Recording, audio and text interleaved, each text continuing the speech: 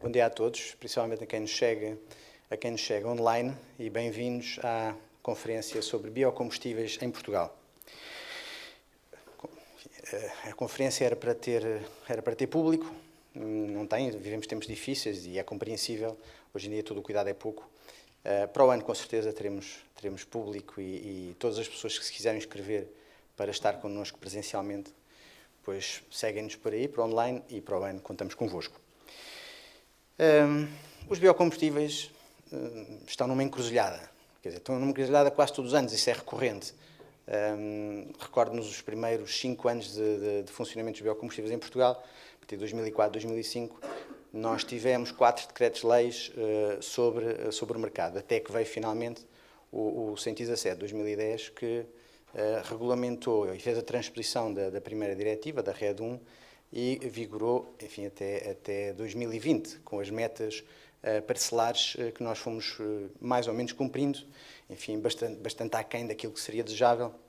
e que dava uma meta de 10% em teor energético, que nós efetivamente ficámos bastante longe, mas isso é tema para os próximos painéis, com certeza. É sempre porque é uma política europeia e depois a sua transposição para os países tem alguma variabilidade.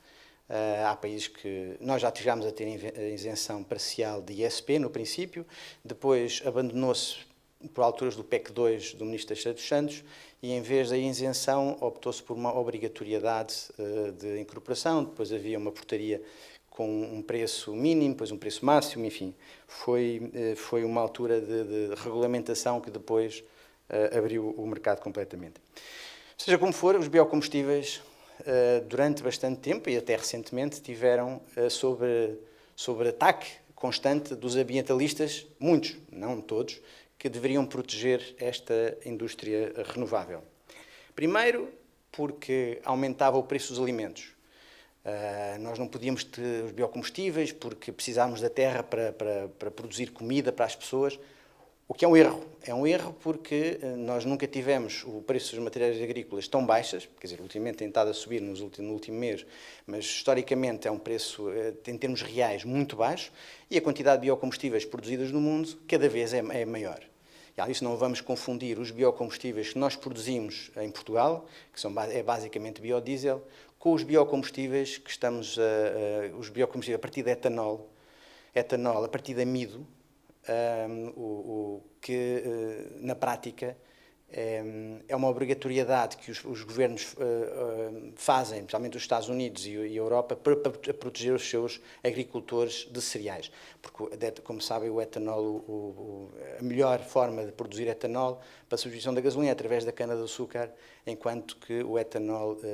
a partir de amido, acaba por ser até endotérmico, ou seja, consome mais energia na sua produção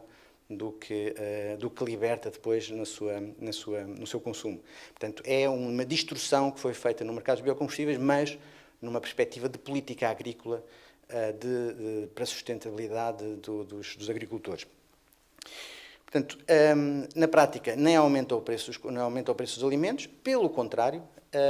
e não faz qualquer género de razão aquela questão dos biocombustíveis serem danosos em termos de economia. E depois também, durante muito tempo, os biocombustíveis eram responsáveis pela destruição das florestas para a plantação de palmares ou para pasto na floresta amazónica, por exemplo, o que é um mito, porque na prática é para pastagens. Depois veio aquela questão do ILUC, que é uma questão técnica, mas que era direto, indiretamente. As questões hoje em dia resolveram-se, obviamente há que ter cuidado, e teve-se. Mas, por exemplo, as florestas de palmares na Indonésia, nomeadamente no Bornéu, assisti a várias conferências em que aparecia um orangotango, coitadinho, que sofria muito por causa dos biocombustíveis, o que é falso, porque a palma hoje em dia praticamente não é utilizada nos biocombustíveis, aqui na Europa e no resto do mundo, nomeadamente nos países produtores, Indonésia, Malásia, são utilizadas em termos mundiais apenas 9% da quantidade de palma é para os biocombustíveis. O resto é para a produção de margarinas, é para a produção de sabonetes, o palmolive vinha até o nome da palma, e também para consumo alimentar. O óleo de dendê, um óleo, como sabem, o óleo de palma é muito utilizado nos países tropicais, que são eles próprios produtores. É a gordura que serve para fritar nos países tropicais. Portanto, os combustíveis com 9% não podem ser apontados como grandes causadores dos problemas da palma, pelo contrário. Isto pode ser atribuído um problema mais vasto, que é um problema que as pessoas começam a ter meios de consumo, querem consumir mais, todo o direito de melhorar o seu nível de vida, só que a melhorar o seu nível de vida começam a consumir produtos que são derivados da palma, nomeadamente, como referi, a margarina e o sabonete, ainda bem, pelo menos na questão do sabonete, que compram muito. Portanto, na prática, era uma conspiração que os biocombustíveis faziam em relação ao meio ambiente, portanto, mais prejudicavam do que consumiam. Por cá, na Europa,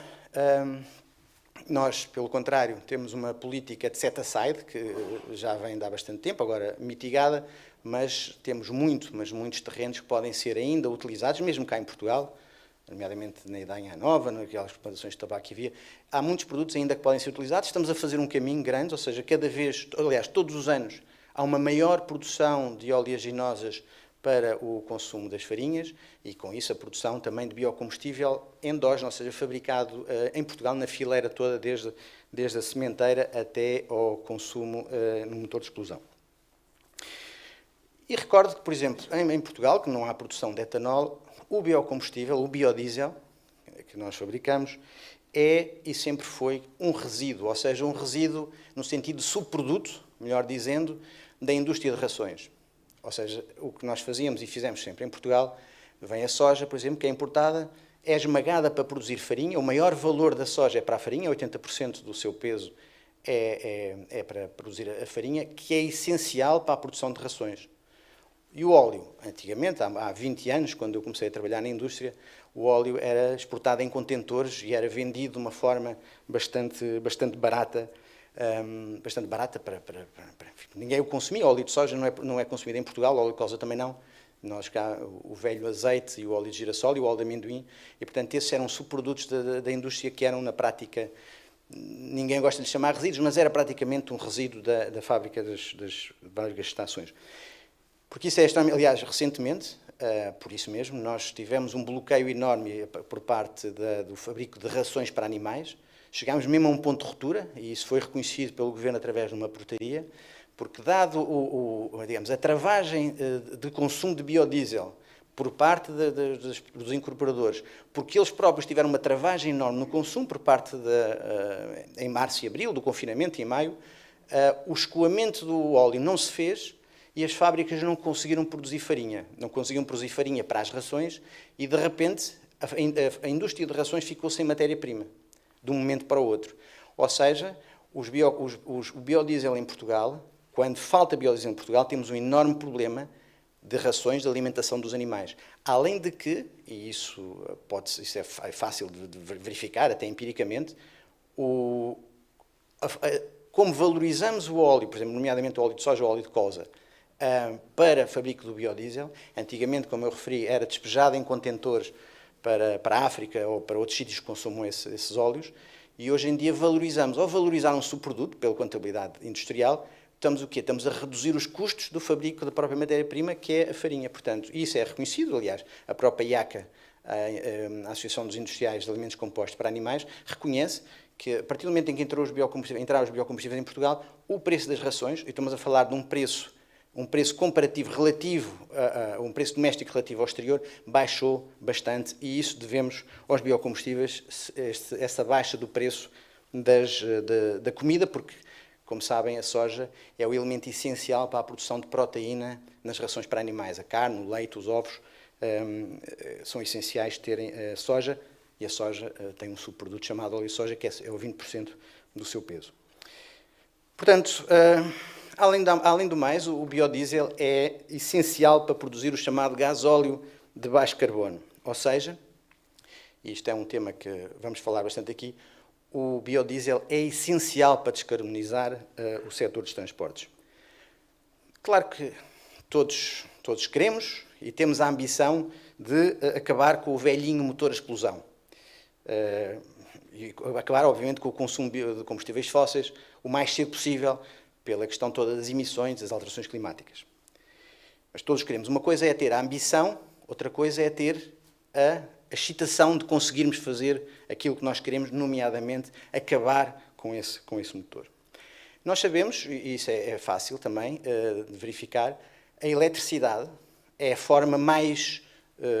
mais fácil e mais forte de nós conseguirmos descarbonificar o setor dos transportes.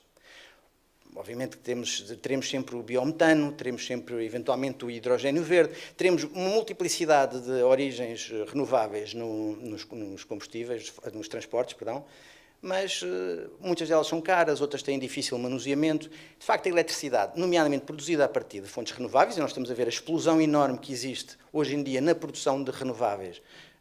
e lá o preço, aliás, o último leilão de solar, que veio para valores de 14 euros o megawatt-hora, é fantástico. Depois há a questão da armazenagem de energia, obviamente, e sobre isso, enfim, é outra conversa. Mas em termos de eletricidade, de renováveis nos transportes, de facto, a eletricidade será o futuro. Agora, o problema é que a penetração do carro elétrico, que será esse sim a forma sustentada de nós conseguirmos ter a descarbonização e a eliminação de emissões nos transportes, está muito longe de ser a realidade. O parque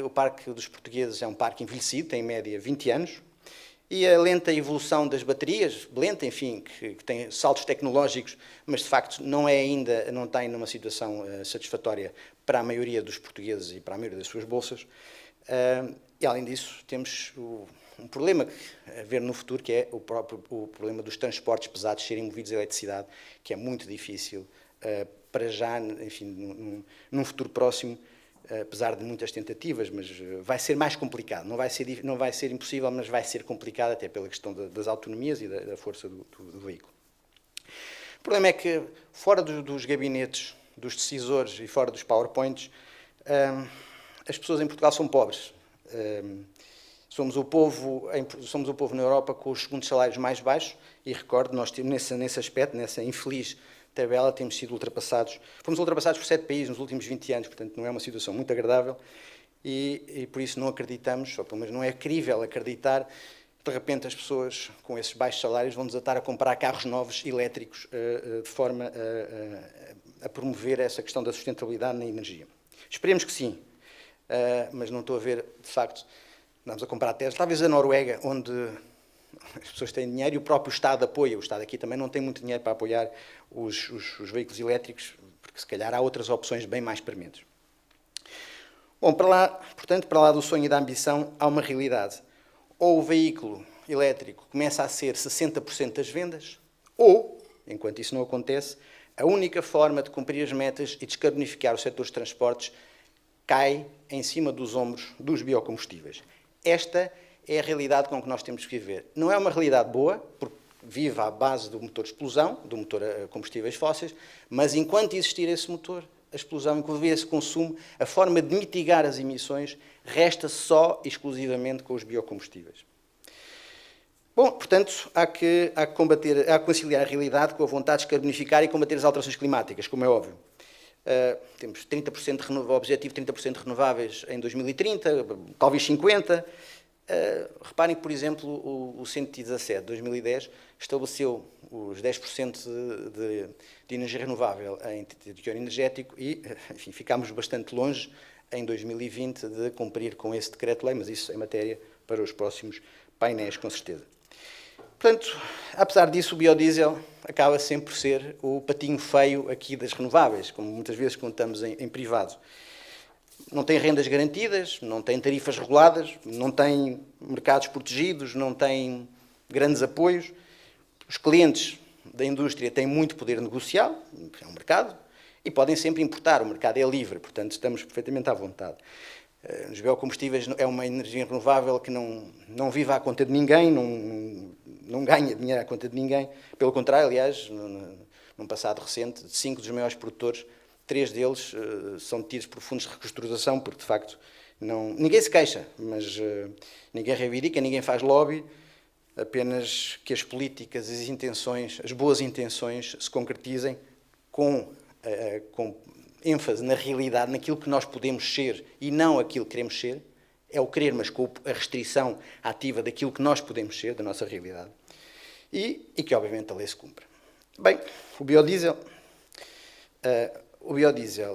utilizando os óleos vegetais que nós temos hoje em dia em Portugal, que está os subprodutos da indústria das rações, nós temos 20% da soja é para produzir óleo, 40% da colza é para produzir óleo.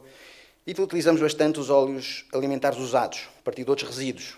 Podemos utilizar e vamos utilizar no futuro, aliás, vamos falar nisso também mais tarde, a partir de efluentes, lenhos ocelógicos, algas, etc., numa economia que se quer circular e de reaproveitamento. O biocombustível pode fazer muito e vai fazer muito mais,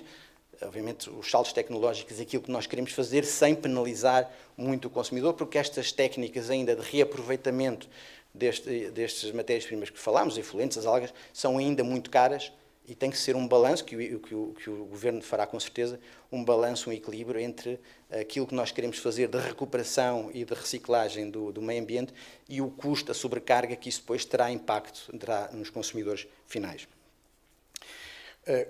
Como podem ter reparado, aliás, um dos nossos associados tem isso, a Carris tem um veículo a circular, tem uma frota a circular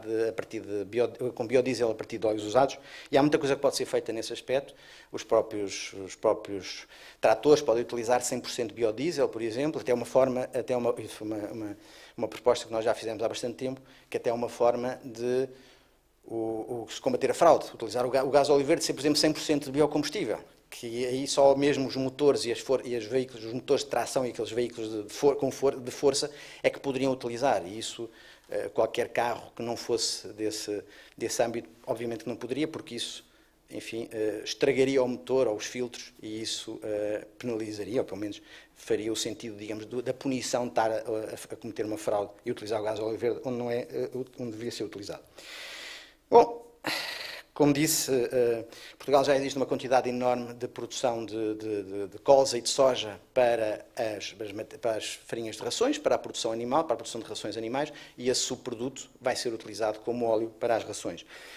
Há bem pouco tempo, a APPB, que há uns 5 anos, 6 anos atrás, lançou uma campanha do petróleo verde, vão juntos os agricultores para promover a parte das culturas energéticas, que ainda por cima são subsidiadas pela União Europeia, e apesar de algum conservadorismo, mas estão a aderir, porque cada vez mais é importante nós produzimos em Portugal aquilo que nós precisamos, e a Europa é muito deficitária em proteínas, como nós sabemos, e é bom que se produza e, sobretudo, que se compense a ir buscar terrenos que hoje em dia estão completamente inutilizados ou não são produtivos, e com isso também, obviamente, aumentar a riqueza produzida em Portugal e aumentar, obviamente, os postos de trabalho na agricultura. Portanto, além disso, em Portugal, este último orçamento, o orçamento está agora em discussão, proposta, vem dar uma isenção total de ISP aos biocombustíveis a partir de resíduos, o anexo 9, que nós iremos falar mais tarde com nos próximos painéis, para além do que já existe dupla contagem, também não vou entrar em termos técnicos aqui, o que significa que um biodiesel, se isto vier para a frente, esperemos que sim, é uma boa medida, teremos um benefício por biodiesel a partir de matérias-primas, enfim, de resíduos, na casa dos 800 euros por metro cúbico, mais ou menos 100, depois obviamente com a variação dos TDBs, e isso, depois como é que, se é do ISP, também se é da contribuição rodoviária, ainda está muito em cima enfim, está muito para ser discutido o detalhe. Mas para isso é preciso ter algum cuidado, porque quando o frasco da compota é muito grande, as formigas não largam a ver se conseguem abrir, e aquilo tem que estar bem fechadinho. E isso é uma preocupação, que é haver uma grande transparência, porque estamos a falar num grande benefício, não é? O engenho é arte para ir buscar benefícios, os portugueses são bons nisso, conseguir arranjar formas de lá ir buscar, ao pote. Não é? E aí é preciso uma grande fiscalização e, sobretudo, uma grande transparência para o que é os biodiesel a partir de matérias-primas residuais do anexo 9.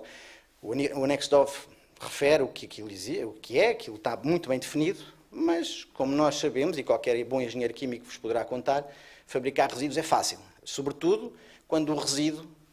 é mais caro do que a matéria-prima, um paradoxo que parece impossível, mas que acontece já hoje em dia, por exemplo, nos óleos alimentares usados. De vez em quando, um óleo alimentar usado é mais caro que um óleo virgem, precisamente porque dá acesso a uma bonificação de TDBs de dupla contagem que o outro óleo vegetal não tem, até porque não existe assim uma disponibilidade bastante grande de óleos alimentares usados para isso. Obviamente que isso é bom, é muito importante nós valorizarmos os óleos alimentares usados e está a ser bem feito. Porquê? Porque com isso vamos pagar mais a quem recicla, e isso é, de facto, uma política muito boa, mas depois existem sempre aqueles que vão tentar, embora seja mais difícil nos óleos alimentares usados, mas difícil de fabricar os óleos alimentares usados, ou neste caso, que é um dos casos que nos preocupa, e na minha intervenção, fabricar matérias-primas residuais. Ora bem, portanto, isto aqui é algo que há as boas políticas e as boas intenções, e é preciso que elas sejam tomadas com atenção para que não se legitimem situações que não eram as que nós queríamos e na prática, transformemos este mercado num mercado de pareceres, só para pareceres, e um mercado de papéis. E é importante ter o volume e temos a incorporação para chegar aos 30%, aos 40%, aos 50% de biocombustíveis de renováveis nos transportes. E uma palavra para a grande baralhação que existe hoje em dia na parte dos organismos públicos. Como sabem, a NMC foi constituída na altura como um balcão único para os combustíveis. Foi um projeto que durou 2 governos, 2008 até 2013, quando foi feita, durante 5 anos, constituída, ou seja, a própria fileira dos combustíveis, a extração, a extração de petróleo, a produção de petróleo, toda a fileira, desde que se explora o petróleo até ao momento em que se consome o gasóleo, estava dentro da NMC. Depois, de repente, em 2016, houve a extinção e, passados uns tempos, houve, digamos, o espalhar de competências que hoje temos da antiga NMC por 4 entidades. Antigamente, um produtor de biocombustíveis, ou mesmo um vendedor, um retalhista de combustíveis, tinha uma entidade onde se dirigia, hoje em dia tem 4. Portanto, aquela questão do simplex e do balcão único, aquilo acabou por ser desfeito. Esperemos que haja qualquer coisa que seja feita, porque, de facto, nós temos assistido por parte dos nossos associados, e não só pessoas que me contactam, por questão de muitas vezes as competências não estão tão bem definidas ainda. Aliás, nós reparamos naquela questão que nós muitas vezes referimos junto às entidades competentes, que a fiscalização é feita, mas depois, digamos, as coimas por incumprimento de não incorporação de biocombustíveis acabam por ficar paradas entre a ENSE e a DGEG, e depois, de facto, há muitas multas ainda por cumprir. E isso não é que nós tenhamos uma senha justiceira, mas isso penaliza sobretudo quem quer cumprir. São as pessoas que não cumprem e depois não se veem penalizadas. Pois a ENSE, mas isso é na minha opinião pessoal, foi a NMC, como sabem, que eu ajudei a criar e fiz parte da equipa que montou a NMC na altura. Aquilo hoje em dia é mais uma entidade de polícia, uma entidade de fiscalização, até bem ao gosto dos seus atuais dirigentes, mas que não ajuda a resolver problemas. Pelo contrário, isto é a minha opinião pessoal, e parece gostar do poder discricionário e persecutório com alguns dos nossos associados, sem se preocupar muito em fiscalizar, digamos, indiscriminadamente. Nomeadamente com as questões do biocombustível importado, ou seja, fiscaliza-se muito e bem os produtores nacionais, mas depois estamos a deixar entrar biocombustível cuja proveniência e cuja origem, e a questão que estava a falar atrás, na questão das matérias-primas residuais, depois a questão vem com o papel a garantir que aquilo e aquilo entra por Portugal sem qualquer agente de fiscalização, não se vai pôr em causa o papel que foi passado na China ou no sítio qualquer, a dizer que aquilo é matéria-prima residual para dar a tal bonificação e isenção de ISP, por exemplo. Por isso, e além disso também, já agora um ponto de ordem, aqui um ponto pessoal, que lamentamos que a ENSE não tenha participado, nem se tenha vindo representar, porque era importante ter aqui a ENSE na discussão do que é o mercado dos biocombustíveis e o que é que será o mercado, ou o que é que poderá ser o mercado dos biocombustíveis daqui a 5 anos, 10 anos, etc. Mas vem o futuro. As situações complicadas que sejam resolvidas, que a APPB possa ajudar quando for chamada a tal, e muitos desejos de transparência e diálogo entre todos os operadores do mercado e, obviamente, os organismos públicos. Vem a transposição da rede, nós vamos falar nisso no terceiro painel, e alguma discricionalidade nacional de implementação e transposição da diretiva, mas não temos muita. Há que aprender, sobretudo, com o passado, com o que correu de bem e com o que correu de mal nos últimos 10 anos do 117/2010, e, sobretudo, terem atenção que para o futuro, aliás, fazendo fé na diretiva, tenho muita atenção porque o 2020 foi um ano muito atípico para nós queremos extrapolar ou que nós queiramos referenciar o que quer que seja para o futuro dos biocombustíveis em Portugal e para aquilo que nós queremos, nomeadamente na utilização de matérias-primas de origem vegetal ou mesmo sobre o cap dos óleos alimentares usados. Bom, uma palavra final para uma pessoa que nos deixou aqui já há algum tempo, o João Rodrigues, que foi um dos fundadores do biocombustíveis, do biodiesel em Portugal, biocombustíveis também, uma personagem controversa, com os seus defeitos e virtudes, como todos, muito inteligente, mentalmente ágil e um bom amigo e padrinho. Muito me ensinou e de quem tenho bastante saudades. E onde estiver, que esteja muito bem, que faz falta. Bom, voltando ao nosso congresso, temos agora a seguir a EBB. O André Paula Santos é um dos responsáveis pela European Biodiesel Board, que é a APPB europeia, à falta de melhor definição, em Bruxelas, um português, que também nos orgulha, e que nos vai dizer tudo o que é que se passa, porque, entanto, como sabem também, a RED 2 já está em processo de revisão, ainda não foi implementada, mas espera-se que daqui a 1 ano, 2 anos, venha uma nova RED 2 e mais uma nova implementação, portanto vai-nos dar tempo para refletir e colaborar, obviamente com muita ambição e cada vez mais ambição. O que é certo é que se não tivermos ambição também não vamos a lado nenhum. Portanto é preciso ter ambição naquilo que nós queremos da redução das emissões, obviamente com os pés assentes na terra, e para isso, como mais uma vez, os biocombustíveis são essenciais enquanto não conseguimos antecipar o futuro. Portanto, aqui teremos o primeiro painel a discutir a situação atual dos biocombustíveis, o que é que está a decorrer bem, o que é que terá a correr menos bem. Depois o segundo painel, da parte da tarde, muito focado sobre o que é que, em termos técnicos, mais técnico, sobre as matérias-primas residuais, o anexo 9, sobre as duplas contagens, o que é que o biocombustível pode fazer para melhorar a sociedade na economia circular e aquilo que nós queremos que possa ser feito de melhoria de um setor na sua componente de responsabilidade ambiental e responsabilidade social. Mais uma vez, e repito à exaustão, os biocombustíveis são essenciais para a descarbonificação dos transportes à falta de uma eletrificação dos veículos.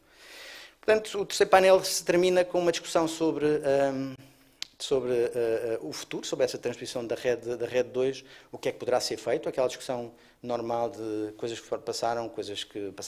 passaram mal, e teremos com certeza muita discussão aí para ter, e acho que vai ser enriquecedora e bastante boa para todos, aproveitando se calhar aqui há uns 5 anos atrás estava na NMC e fizemos um périplo pelas várias universidades do país, desde Trás-os-Montes, Minho, a Agronomia, Nova, etc. E há muita inteligência e muito conhecimento nas universidades do que é os biocombustíveis, do que é que pode ser feito, e é com as universidades que eu acho que muitas vezes nós estamos de costas voltadas, ou pelo menos não temos a comunicação que seria desejável, trabalhar com elas, porque há muita investigação boa a ser feita neste setor, e não devemos descurar nunca o parecer das universidades nesta questão essencial e científica e técnica, como é a questão dos biocombustíveis. Portanto, termino. Sejam todos bem-vindos e com um rasgo de emoção, viva os biocombustíveis e a única forma realista hoje de descarbonizar o setor dos transportes. Não se esqueçam, para repetir a exaustão. Muito obrigado.